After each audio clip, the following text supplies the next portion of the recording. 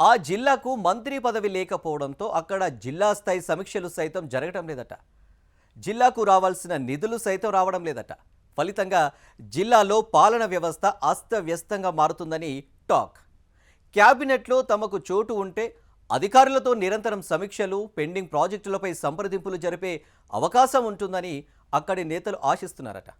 మంత్రి స్థాయి ఆజమాయిషీ ఉంటే పనులు సవ్యంగా జరుగుతాయని కోరుకుంటున్నారట. ఇక రాబోయే రోజుల్లో మంత్రివర్గంలో జిల్లాకు స్థానం లేకపోతే అధికార పార్టీకి వచ్చే ఎన్నికల్లో కష్టాలు తప్పవనే టాక్ జిల్లా కాంగ్రెస్ శ్రేణుల్లో ఉంది. ఇంతకు ఏంటా జిల్లా?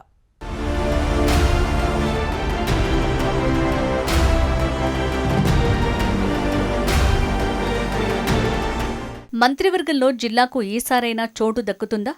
ఇస్తే ఎవరికి ఛాన్స్ రావచ్చు? జిల్లాకు పెద్ద దిక్కు లేకపోవటం వల్ల అభివృద్ధి, పెండింగ్ సమస్యల పరిష్కారం విషయంలో ఆ లోటు కనిపిస్తోందా అంటే అవుననే అభిప్రాయంతో ఉన్నారట ఉమ్మడి నిజామాబాద్ కాంగ్రెస్ నేతలు. కొంతకాలంగా రాష్ట్ర మంత్రివర్గ విస్తరణపై వార్తలు వినిపిస్తున్నా ఆ దిశగా అధిష్టానం ఎలాంటి నిర్ణయం తీసుకోవటం లేదట. అయితే తెలంగాణ కాంగ్రెస్ పార్టీలో ఇటీవల జరుగుతున్న కొన్ని రాజకీయ పరిణామాలు ఇందూరు హస్తం నేతల్లో మంత్రి పదవిపై ఆశలు చిగురించేలా చేస్తున్నాయట. రాష్ట్రంలో కాంగ్రెస్ సర్కారు కొలువుదీరి 3 ఏళ్లు కావస్తోంది. కానీ ఉమ్మడి నిజామాబాద్ జిల్లాకు మంత్రి పదవి దక్కలేదు. ఉమ్మడి జిల్లాలో 9 అసెంబ్లీ నియోజకవర్గాల్లో 4 చోట్ల కాంగ్రెస్ ఎమ్మెల్యేలు గెలుపొందారు. జుక్కలి MLA Lakshmikantha Rao, Yellareddy MLA Madan Mohan Rao, Nizamabad rural MLA Bhupathi Reddy మొదటిసారి గెలవగా, ప్రొద్దుటూరు సుదర్శన్ రెడ్డి గతంలో మంత్రిగా పనిచేసిన సీనియర్ నేతగా ప్రస్తుతం బోధన్ ఎమ్మెల్యేగా ప్రాతినిధ్యం వహిస్తున్నారు.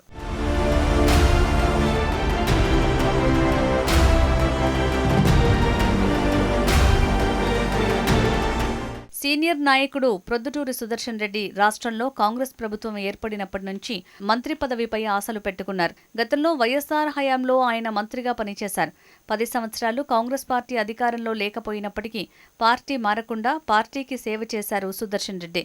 మొదటి విడతలోనే మంత్రి పదవి దక్కుతుందని ఆశించినా అది నెరవేరలేదు. చివరికి కేబినెట్ హోదాతో కూడిన ప్రభుత్వ సలహాదారు పదవిని ప్రభుత్వం కట్టబెట్టింది. జిల్లా రాజకీయాల్లో అన్నీ తానై వ్యవహరిస్తున్న సుదర్శన్ రెడ్డికి మంత్రి పదవి ఇవ్వాలని ఆయన వర్గంతో పాటు ఇతర పార్టీ శ్రేణులు సైతం కోరుకుంటున్నారట.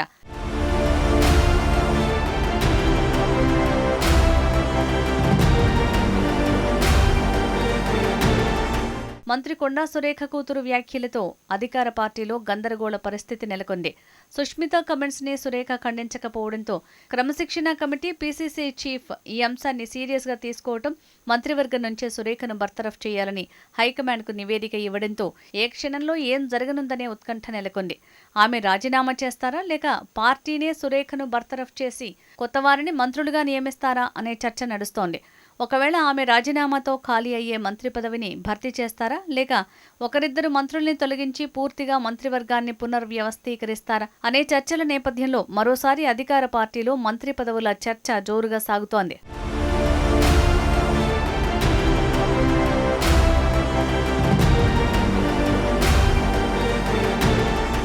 రాష్ట్రంలో కాంగ్రెస్ పార్టీ అధికారంలోకి వచ్చాక మంత్రివర్గంలో జిల్లాకు ప్రాతినిధ్యం దక్కలేదు. జిల్లాకు చెందిన మహేష్ కుమార్ గౌడ్ పీసీసీ అధ్యక్షుడిగా ఉండటంతో పాటు సామాజిక సమీకరణాల దృష్ట్యా కేబినెట్ ఎంపిక హైకమాండ్కు పెద్ద చిక్కుముడిగా మారింది.